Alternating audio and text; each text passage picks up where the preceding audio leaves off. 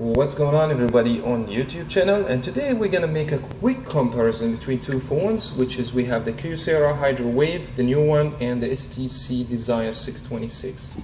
Let's gonna see.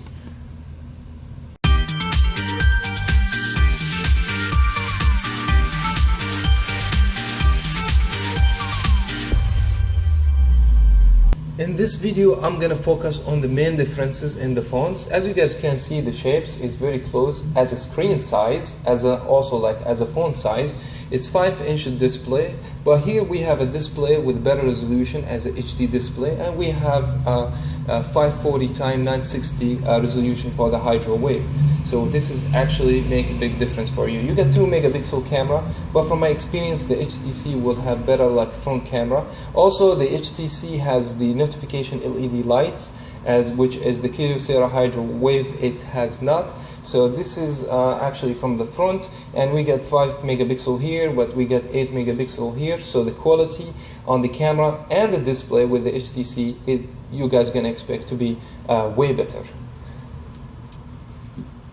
We talk about the shape and design, and also we're gonna mention also another information about these two phones. Actually, the Hydro Wave, it's waterproof, designed as be waterproof, and actually the HTC is not waterproof, and both you can remove the battery. The battery with this one is going to be 2000 milliamp hour, while the the Hydro Wave actually 2300 milliamp hour. So you're going to expect to have better battery for the same size and low resolution for the Kyocera Hydro Wave.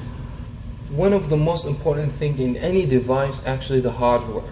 So the hardware actually with the Kyocera Hydro, it's going to be 1 gig of RAM and 410 Snapdragon chipset with 1.2 quad-core processor, and there's actually 8 gig of internal storage, while the HTC Desire actually 1.1 quad-core processor, Snapdragon 210, which we're gonna expect is going to be lower specification and low performance than the Hydro, and also 1.5 gigabytes of RAM, which is actually good. That's the main differences. The RAM here less, but is a better processor and better chipset. And I'm running right now the benchmark in both devices, so we're gonna see which one gonna give us better results. Also, the ROM is gonna be no difference, 8 gig for both. And let me also mention that both phones has the LTE capability in the devices. As features, you guys gonna expect more features in the HTC, because the HTC actually has the HTC 7 Sense, where actually you can have more themes and change the icon and the interface, more customized actually than the Hydro. Both have running some application for battery save or stuff like that.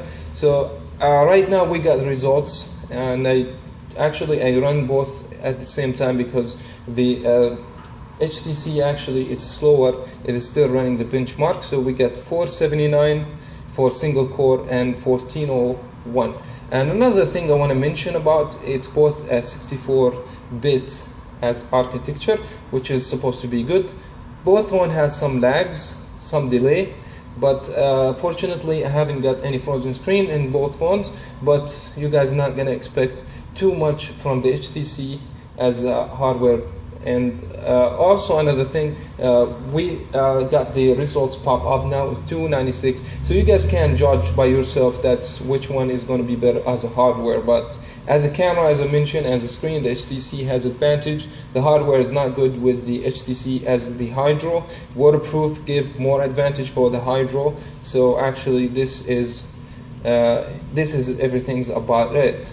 And that was actually my quick comparison between the two phones. If you have any other questions, you can go ahead and leave that comment, and I will look at it. And also subscribe if you haven't. Thank you so much for watching, and we'll catch you up in the next video.